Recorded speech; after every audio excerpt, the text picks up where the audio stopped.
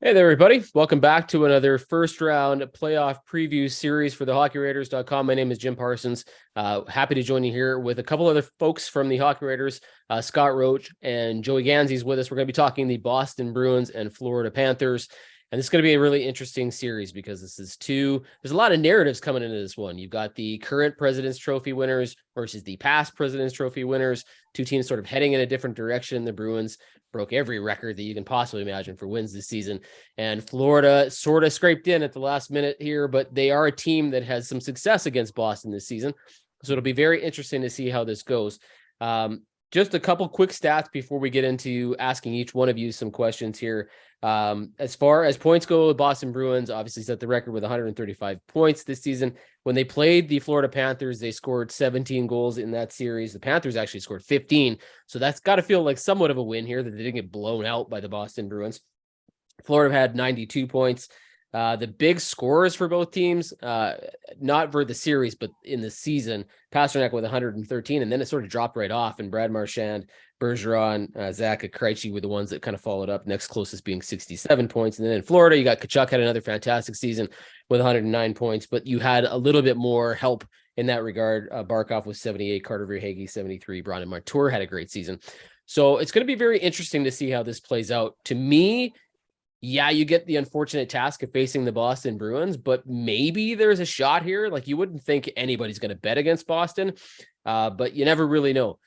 Scott, I'm going to start with you. What did you think when you saw these two teams play each other this season? What did you think about your team's success overall? How did you view that season for them? Well, they split the two games, both teams winning at home. I think the last one, Florida won, they scored with a second left in regulation and then won it in early overtime, maybe 15, 20 seconds in. So kind of, they kind of got one there at the end on the Bruins.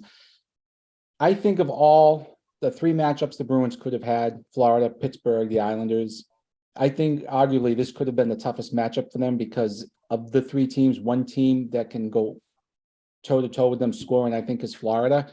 And I think Florida has been getting the goaltending lately. And as we all know in the playoffs, goaltending, not always the best team wins. Goaltending can sometimes steal a series. And I'm not saying it's going to happen, but if I'm the Bruins, this was probably the worst of the three draws that I could have gotten in the first round between those three teams.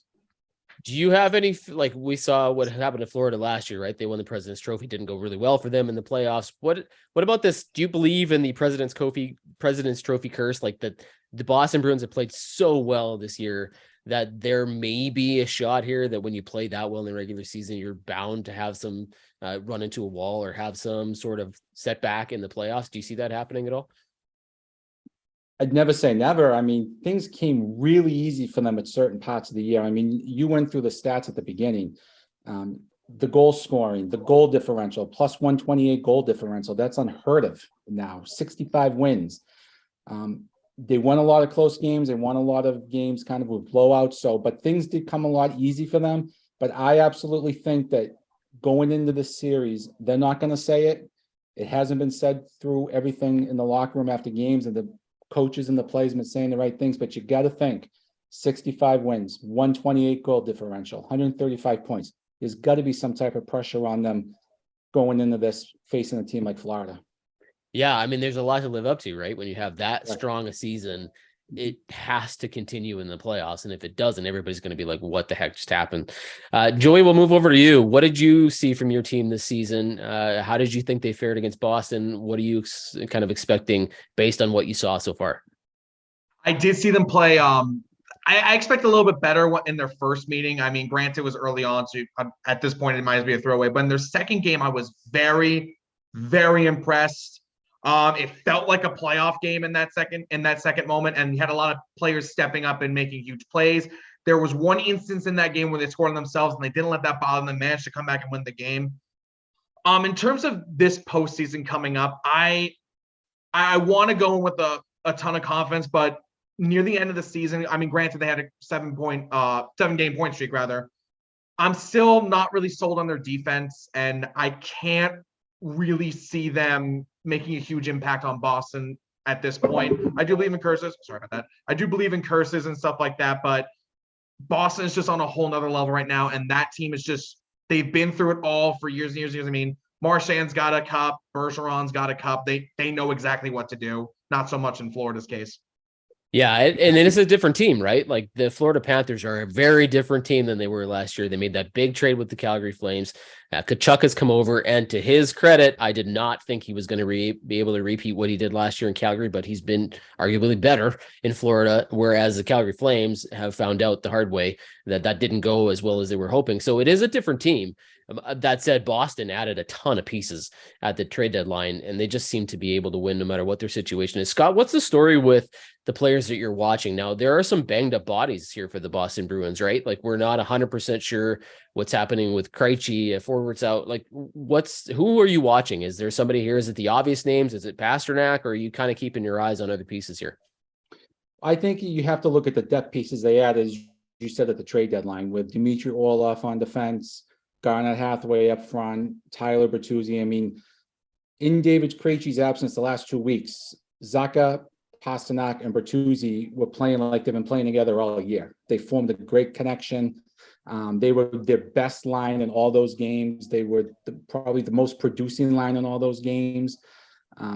I think what Don Sweeney did at the trade deadline is added, and I mean, you could go into many different ways with this, but I think on that West Coast trip out in Edmonton and Calgary, when Hall got hurt and Foligno got hurt, I think that kind of opened the door for him to make some deals. Now, I think in the big picture, they have to do something because what he gave up for all these moves is clearly a win in 2023 move. And I think what it is this Bergeron's last run? Is this Krejci's last run? I have my opinions, but I think that the key and some of the players to watch for the Bruins are going to be the players they acquired at the trade deadline. Garnet Hathaway has 4 goals. 3 of them have been game winners. So he's come up big with some big goals in the bottom 6. And Tyler Bertuzzi has 12 assists in 20 games in Boston. So I think those depth guys, and Dmitry Orlov came in and he had something like 8 or 9 points in the first 5-6 games. So I think those depth pieces that he added are going to be the key players to watch for the Bruins, because you know what you're going to get from Pasternak, Marchand, and those other guys. Okay, I'm going to ask you 2 follow-up questions here. One, because of something you said, you can't leave us hanging here. You said your opinion on Patrice Bergeron and David Krejci and their last kick of the can here. You sort of dangled it out there. Do you believe that this is their last year? Like that's the storyline in Boston, right? This is their go for it moment. Do you think they're done, win or lose? I think if they win, they're done. Yeah. If they go out with a cup, I think they're done. There have been some signs in the last week. Nothing's been commented on and nothing's come out in the media, but there have been some signs to me that there's a few red flags being raised, like, hey, that's being done and no, that's being done. So I don't know. It's going to be interesting. It's going to be interesting. I think if they win it, they both go out on top. Yeah, I think that's probably a fair comment. I think why would you, other than just the love of hockey, why would you come back if you can go that way? And my second question, what do you think about Linus Ullmark? We haven't mentioned him yet. Seems like a clear Vezina winner to me. Is he going to be as good as he's been in the regular season in the playoffs? Do you think he's going to be able to keep that streak going? That's a great question. He left the Washington game on Tuesday night injured in the third period, in the middle of the period. Jim Montgomery downplayed it. Brandon Bussi was brought up from Providence, but was returned today. So that's obviously a good sign that Linus Ullmark's making some progression in his health. I think he's one of the biggest keys in the playoffs. He was with Buffalo before he signed in Boston. Never really had any success there. Battled a lot of injuries. So last year he struggled in the playoffs. Lost the first 2 games. Got pulled. Swayman played the last 5 against Carolina. So I think this is a big playoff for him. Can he carry over his success from the regular season? We'll find out in the first couple of games if he does play, if he can do that. Yeah, I suppose the good news is you got Jeremy Swayman to back him up. So if there's an issue there, you've got a pretty good solid goaltender to come in as whether it's a 1B or whatever you want to call it. They got a good option there. Joey, I'll switch over to you. Speaking of goaltending, we're not really 100% sure exactly where Florida is going to go here. Are there players that you're watching specifically? Is it the goaltenders? Is it somebody like Matthew Tkachuk? Who are you kind of keeping an eye on for this series? Obviously I'm going to keep an eye on Alex Lyon. I think he's going to have a very short leash. He can get streaky, and we've seen that in his point streak. But Bobrovsky also has that playoff experience. So if he's, giving up 3 or 4 goals in his first couple of games, they're probably going to switch over. But there are 2 players I'm going to keep an eye on. One of them is Matthew Tkachuk. In his last playoff appearance with Calgary, he had 10 points in 12 games. So he can make a big impact. But I want to focus on Barkov, the captain, probably easily the face of the franchise. Everyone in Florida knows how good he is. But for some odd reason, he wasn't all that in the playoffs last year.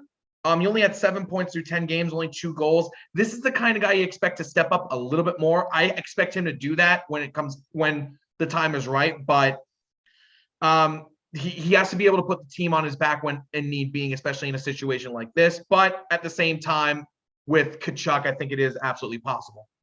Yeah, if you're going to step up against anybody, I suppose it's against the Boston Bruins that you're going to need to come through. I mean, I don't know if this was in his head last season when they won the President's Trophy and maybe thought they were going to walk through the first round.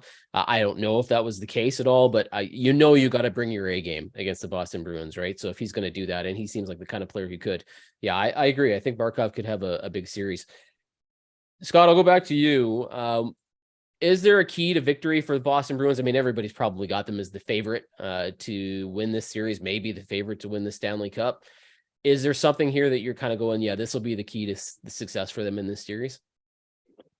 Believe it or not, I think it's going to be their power play and their penalty kill. Their penalty kill has been the best in the league all year. They're expected to get Derek Forbort back for the first game. Nothing official, but that's the way things are pointing. The penalty kill has just been amazing. They finished the year killing 39 of 41 opportunities or something like that. But I think on the other side, what you're going to get on the PK, it's the power play. Since January, the power play has not been good. It's been bad in some instances. It got a little better at the end of the year.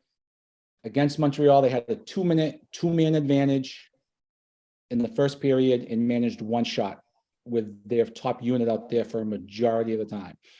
The power play has been an issue, and I think they should be able to score 5-on-5. But I think if Florida can shut their power play down and find 1 or 2 goals on their power play, I think that could be the difference in some games, because the Bruins power play usually been a strong point. It's been a big time struggle this year, and it's kind of gone under the radar with the season they had.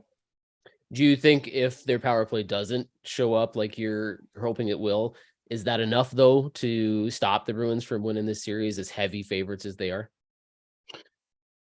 It could be, because things change in the playoffs. You're playing the same team up to 7 times in 2 weeks. So I think that the power play struggles, you could see there's been a lot of frustration with it. And their goals, their power play goals. And I think in the playoffs, they got by it in the regular season without much production from the power play, especially the second half when they went on that tear to set the records.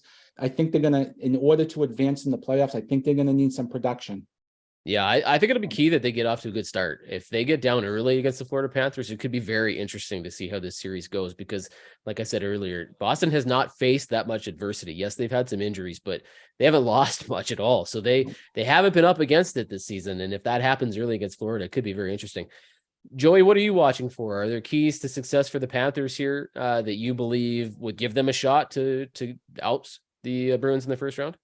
Stay out of the box. Yes, I understand that that the Bruins have had a struggling power play as of late, but they have been awful on the kill, and they've also taken the most penalties in the NHL. I think I forget the exact number, but their penalty kill percentage is only 75.9%. That was what killed them last year, because we all know how strong Tampa's power play was. Boston is not going to be that much different if they can find a way to stay out of the box and stay a bit more disciplined. I understand playoff hockey gets very, very frustrating and it gets you mentally, but you need to keep your cool in these situations if you even want to have a chance to get a chance to pull off probably a massive Cinderella story in the NHL. So I'm going to stick with you for this next one, because it might be the same answer. I don't know. Maybe you'll have a different one, but here, is there a weakness or something that you're worried about with the Panthers coming into this series? You're like, man, if this happens, we're in real trouble. Is there something that you're watching for in that regard? Is it the same thing? It's mainly just, yes, penalty killing, but it's mainly defense. They do put a ton of shots on goal, but they also give up a ton of shots on goal and even goals against. They do obviously you have Brandon Montour and Gustav Forsling. They've been great this year, but Ekblad hasn't had the best year, and he hasn't had the best year this season. And then you have an aging Mark Stahl, who he didn't do so bad in his last couple games, but he's just kind of fallen off a little bit. He hasn't been that strong on the back end. And then you have, I'm trying to think of the name. And then on top of that, it just hasn't really worked out defensively in terms of the system. I don't know if it just took some time to buy into Paul Maurice's system, but the one thing I am worried about overall is defense. Yeah, no, and especially against a really deep, well-rounded offense from Boston. Even if one player's not, I mean, Pasternak's going to probably score a ton, but even if, one or two or three people don't step, you've got the whole team that you got to worry about, right? So all of your defensemen have to be solid if you're Florida. What about you, Scott? Is there is there a weakness with the Boston Bruins? I mean, you talked about their power play, but I haven't watched them like you've watched them this season, and everybody from the outside looking in at this team probably is like, where are they? There's no hole there. There's no weakness. Is there something that you're at all worried about going into the series? Well, when you win 65 games, you're kind of nitpicking to find something like that. But I think it's going to be the health of the injured players, because Derek Forbort's a big key for the PK. Linus Ullmark, the injury. Patrice Bergeron got pulled from the game against Montreal with an upper body injury. I think one thing that can beat the Bruins is health. They do have depth, but if they lose certain pieces, I think there could be some cracks in the defense and things that they want to do. Yeah, that's a good point, because if you have some guys, even if they come back, but they come back not 100%, what would it take to take them out, right? Like, that's going to be very interesting to see if Florida keys in on some of that stuff, if they take quick runs at people just to kind of see and test out how healthy they actually are. And if some of those guys are not able to keep going, we know how much NHL players play through playing in the playoffs, but it'll be very interesting to see if that does affect the series and if Boston can stay in the lineup and their roster can be there. Because if they are all there, it's really, really deep. Let's make a bold prediction and a not so bold prediction. So the bold prediction here, I'll start with you, Scott, is something that you might be thinking about that maybe nobody else is, that you're kind of watching for here in this series. That you're like, I'm going to go out on a limb a little bit with this one, but I'm going to make this prediction. And then the not so bold prediction is something extremely obvious that we probably all know, but is something that you're sort of watching for. I'll start with you with the Bruins. What do you think? Bold and not so bold prediction. I think a bold prediction would be the production they've gotten from all four lines this year, and even the defense has been really more involved in the offense. You got guys like Trent Frederick, career year. Nick Foligno's having an amazing bounce back year if he's back in the lineup. Thomas Nosik's having a underrated, like a big time year just on faceoffs alone. And you have guys like Garnet Hathaway, who's getting to the front of the net, scoring game-winning goals with the hard rate. I would not be surprised, and I'm going to say that either a Nosik, a Frederick, a Foligno, or a Hathaway is going to end up scoring a game-winning goal at some point, whether it's in regulation or maybe in a short shift in overtime. I just think there's so much balance and so much depth on the team that one of those guys is going to make an impact at some point and could end up scoring a game-winning goal in one of the games. Well, that's fair for sure. Not so bold, something that you're like, is it Pasternak? Is it Ullmark? Is it Brad Marchand being a bit of a pet? Like, what is your not so bold prediction? I'm going to have to go with Pasternak. I mean, he's been averaging 7-8 shots a night. I mean, he's going to get his shots. He's going to shoot from anywhere. He's going to be a big part, and if they're going to advance, because they are going to need production from him, it's going to have to be Pasternak. And even Marchand. Marchand struggled down towards the end of the year, but you got to think that he's going to turn it around in the playoffs, and he's always been a big time player in the playoffs in key situations. Yeah, I was reading, he was sort of laughing off his lack of production here towards the end of the season until he finally got one. He's like, it's almost laughable. It took me 14 games to get a goal. Like, I don't think he's too worried about it. You know what I mean? Like, yes, he wants to produce, and yes, he wants to be an impact player, but I think he knows the depth of this team. I think he knows how he can be productive even if he's not scoring, but he will probably pick it back up again for the playoffs. Joey, what about you? Is there a bold prediction that you can make for the Panthers and a not so bold prediction that you're watching for? Bold, I probably have to say they're going to get some extra scoring from their defense and not so much their forwards. I said before, Barkov has, unfortunately, he's a great player, but he's kind of struggled to show up in some of these big time games. And Kachuk's even hasn't really shown up in big time games. Granted, he had 10 points in his last 12 games in his last playoff series, but I said before, it's going to come down to defense. If they want any shot to win this series, they need to step up and score goals. I'm talking Ekblad, Montour, Forsling, even Mark Stahl. He scored a couple this year. Don't know how, but he scored a couple this year. What about a not so bold one? Something really obvious that you're watching for here with Florida? Hate to say it, they're going to lose. This was going to be an off year for them from the start. I can't really see them making anything crazy or doing anything crazy this year. They haven't really bought. They only recently started buying into Paul Maurice's system, and unless the curse is real, I can't really see Florida coming out and upsetting Boston. It'd be nice, but I can't really see it. If I had to make a bold prediction from the outside looking in, and I don't get to watch these two teams like you do, but I did watch last year when the Oilers played against the Flames and how Evander Kane kind of got in the face of Matthew Tkachuk, and Matthew Tkachuk just disappeared. Like, he was really not effective in that series. And I do wonder if Brad Marchand has that in him where he can kind of take Tkachuk out of the equation. And if that happens, I think that'll be very interesting to see if Florida can produce any offense there. And not so bold prediction. I'm with you. I think it is the Boston Bruins series here. I don't imagine that Florida, they'll probably put up a fight. And like I said earlier, they are one of the few teams that was able to beat Boston twice, but I'm not sure that that's going to maintain itself during the series. That'll lead us to a respective MVP for each side. Scott, I'll start with you. Who do you believe will be the MVP? And you can pick either Boston or you can pick Florida, but who would you call the MVP of this series? I mean, you could go easy route with Boston or Florida with either Pastrnak or Tkachuk, so you could take that route. But I'm going to go with maybe a Pavel Zacha. I mean, he's had an unbelievable year this year. He's really he's set career highs in goals, assists, and points.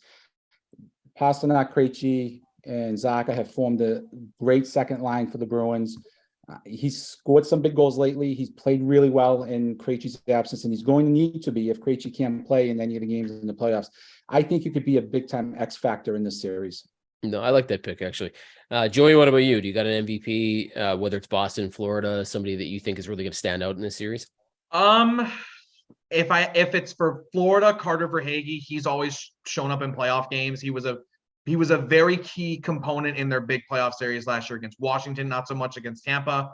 For Boston, it's almost obvious. You got to go with Pastrnak. Every year, he shows every night why he's one of the best goal scorers in the NHL, and the playoffs, it pretty much shells him into what he is. And I don't see that slowing down come playoff time. Yeah, he's a massive difference maker for sure. Okay, let's predict this. I know we already know Joey isn't thinking Florida's going to get through this, but let's put ourselves out there. How many games? Who wins the series? Joey, I'll start with you. What do you think the result here of this series is going to be? I'm going to say 4-1 Boston. Florida is going to put up a bit of a fight. They'll probably steal a game at home, but I can't really see them doing anything crazy. I will say this, as someone who's lived in South Florida a long time, we do get a lot of Bostonians that like to invade the arena. So that might make a bit of an impact there. But like I said, 4-1 Boston. Scott, what about you? Are you thinking sweep? Are you thinking 5-6? What do you think is going to happen in this series? Well, I'm not thinking sweep. I like I said at the beginning, I think this is really a tough matchup for the Bruins because Florida played the Bruins really well both times in Florida, and you could even go out on the limb and say they really outplayed them in both games. Even though Boston almost won the second game, I thought Florida really had spurts and they really outplayed them. So I do think the Bruins are going to win. I would not be shocked if it's 6 games. I think the Bruins have trouble on the road down in Florida with both Florida and Tampa this year. I think that Florida can get 1, at least maybe 2 at home, because the Bruins have really struggled down there. And I do think if there's a split up here in Boston in the first 2 games, it's going to be interesting. Will the pressure mount on the Bruins? President's Cup trophy winners, wins, points, goal differential. If Florida gets a split up here and takes a 2-1 lead in game 3, I think things get really interesting. But I do think overall the Bruins' depth is going to be enough to get them through this round. 6 games. And I wouldn't be surprised. I'm going to say I wouldn't be surprised to see it go 7 because the Bruins you just never know with that President's Trophy pressure. I'm going to pick 6 games for the Bruins. I am interested to see what would happen if Florida comes out with a bang and wins the first one in Boston, because if that does happen, I think it's not going to shock so much Boston as it just ratchets them up and turns it up. And then I think they win all 4 after that. So it would be very interesting to see how that first game would go. And if Florida can surprise them and maybe Boston takes their foot off the pedal a little bit. And then all of a sudden you're like, wow, we're down 1-0. And then you just sweep the rest of the series. But I think these two teams are more evenly matched than their records show and the point total spread. So I'll say 6, but I still think it's going to be Boston. Thanks, guys. I appreciate this. This was a really good rundown for the first round preview series between the Boston Bruins and the Florida Panthers. For everybody watching this, you can check out Scott and Joey's work at the Hockey Raiders. They got some great articles going up here. I'm sure they're going to keep coverage for both the Panthers and the Boston Bruins. If you're watching this video, listening to it, feel free to put your predictions in here. Let us know who you think is going to win this series and how many games. If you want to put an MVP in the comment section as well, go ahead and do that. We got more videos coming up here for the first round series. We've covered 3. We've got a handful more to do. So we hope that you tune in for all of those. Scott, Joey, thank you very much. And if either one of your teams get through, which we know one of them will, hopefully you'll get the chance to come back and talk second round with us. Thanks, everybody. Have a fantastic. Thank you for having me on, man. Yeah, no problem. Enjoy the playoffs, everybody. This is going to be a lot of fun. Take care.